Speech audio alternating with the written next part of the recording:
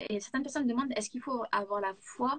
Est-ce que la personne qui est en face doit avoir la foi pour qu'elle puisse être guérie? Par exemple, si nous on est dans Hmm. le métro, on est dans la rue, on est en train d'évangéliser, est-ce que la personne en face, il faut vraiment qu'elle ait la foi pour être guérie? Toi, tu en penses quoi? Ah, c'est une très bonne question. Et je pense que les chrétiens ont beaucoup de différentes opinions sur ça. Mhm. Mais si on donne un exemple, on regarde l'exemple de Lazare. Lazare Mhm. était mort quand Jésus a prié pour qu'il soit ressuscité. Comment Lazare aurait pu avoir la foi? Alors, Mhm. c'est clair que Lazare, il n'avait pas besoin d'avoir la foi pour être ressuscité. Alors, c'est la même chose pour la guérison.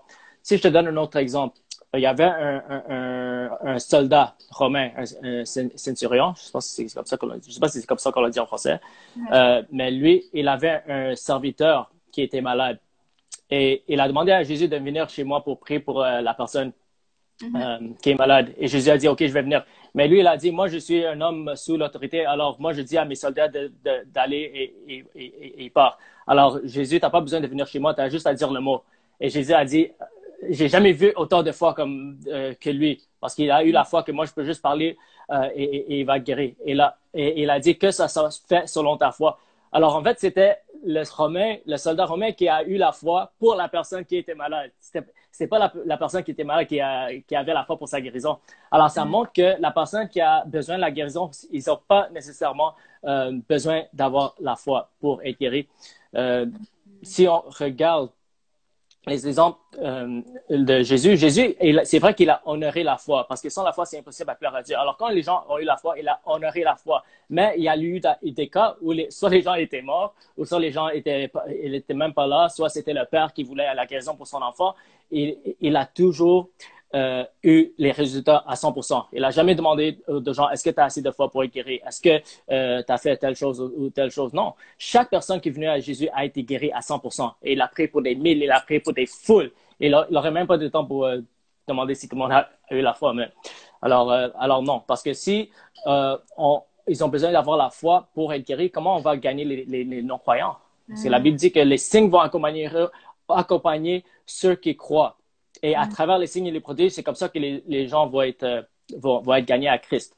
Alors, tu Mhm. dois avoir la foi. Tu peux avoir la foi pour les autres. Tu peux avoir la foi pour les non-croyants. Tu peux avoir la foi pour les morts, pour les ressuscités. Amen. Alors, c'est important de comprendre ça pour avoir Mhm. des meilleurs résultats dans la guérison.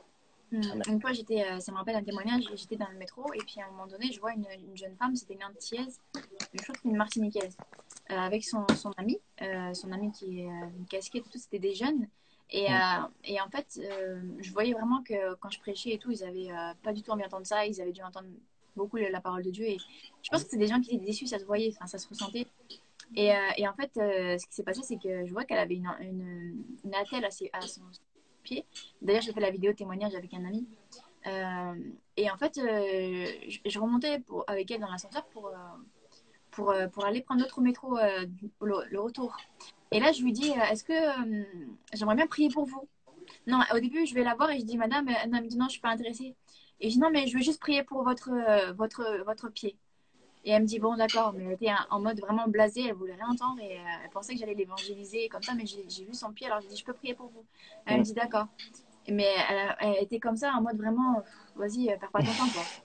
Et, euh, et ce qui s'est passé, c'est que j'étais là, et je crois que c'était le frère riche qui était avec moi.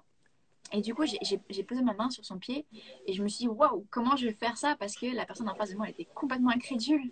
Mais, Hmm. mais j'ai quand même prié pour elle. Et pourtant, à ce moment-là, je me suis dit, waouh, vraiment plus incrédule que ça, c'est pas possible. Mais j'ai persévéré et puis j'ai obéi. Et puis là, j'ai enlevé ma main après avoir prié et donc à commander la guérison. Et là, et je la regarde, je fais, ben, essayez. Et puis là, elle commence à bouger un peu sa cheville et elle regarde son copain et elle fait. Et son copain, il commence à faire, non, non, c'est pas vrai. Et genre, elle commence à faire. Genre, en gros, elle avait plus mal.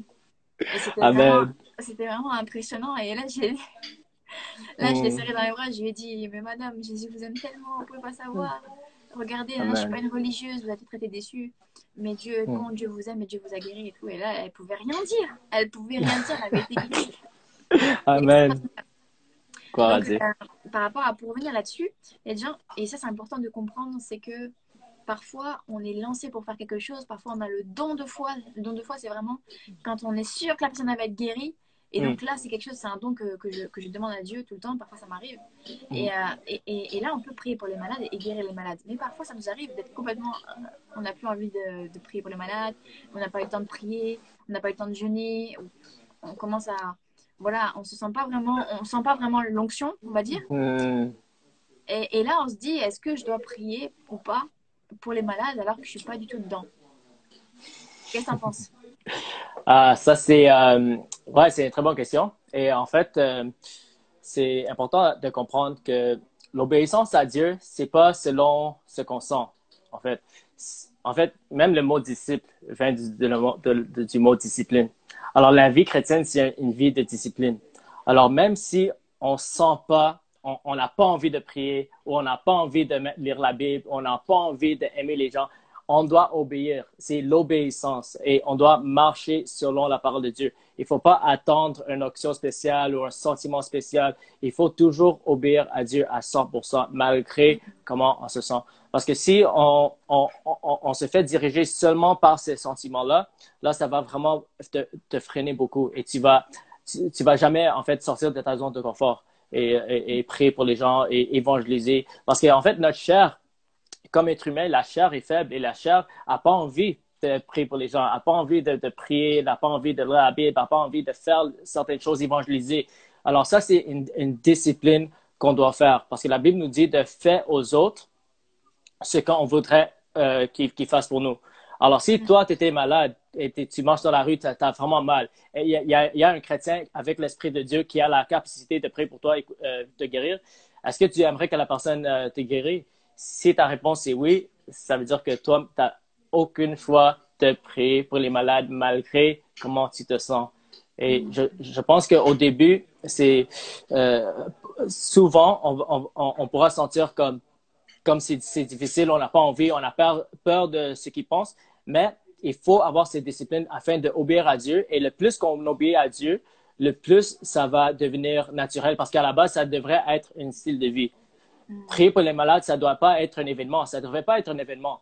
Ça devrait être un style de vie. Ça devrait devenir qui tu es. Quelqu'un qui bénit, quelqu'un qui guérit, quelqu'un qui délivre, quelqu'un qui chasse les démons et quelqu'un qui évangélise.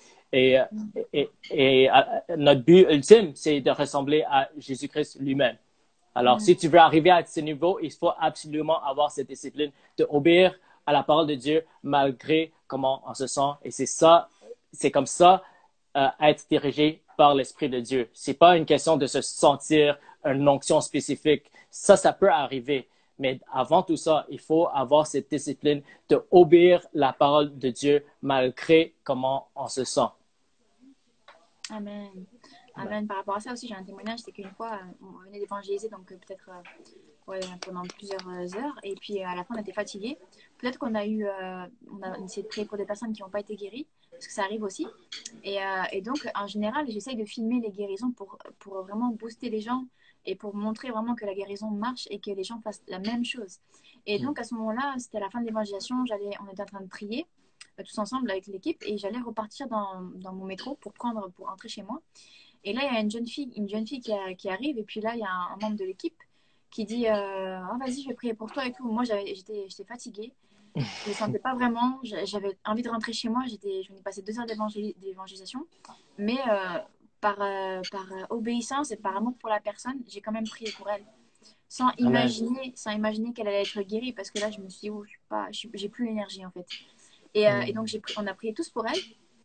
Et donc là, je prie pour elle. Et là, il y a mon train qui arrive. Enfin, mon métro. Et je monte dans mon métro. Et sans savoir si elle avait été guérie ou pas. Et, juste quelques minutes après, ben, je crois que c'était Tali qui m'appelle, une sœur en Christ qui est près pour les malades aussi, qui évangélise.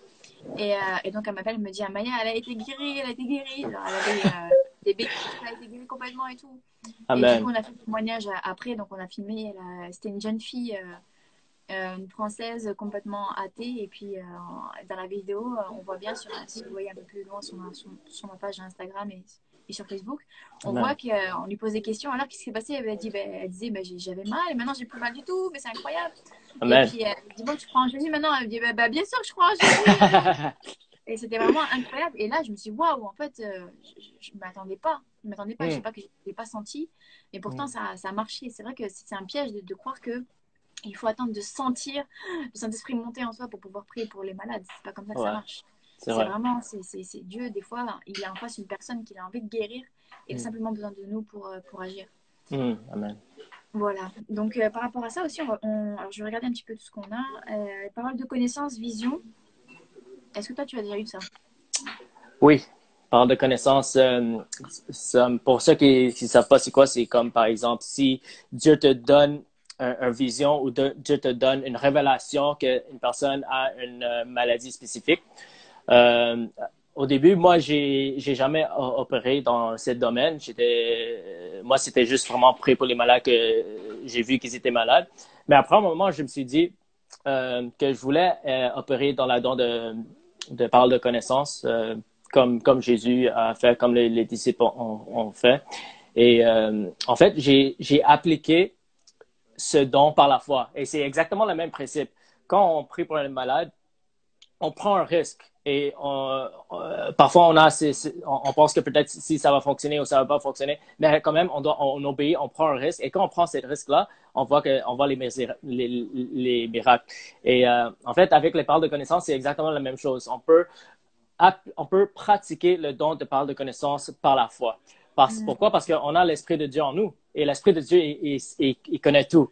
Et on a juste si on active cette révélation, on peut pratiquer ce don de parole de connaissance. Et la Bible aussi nous dit qu'on a les pensées de Christ.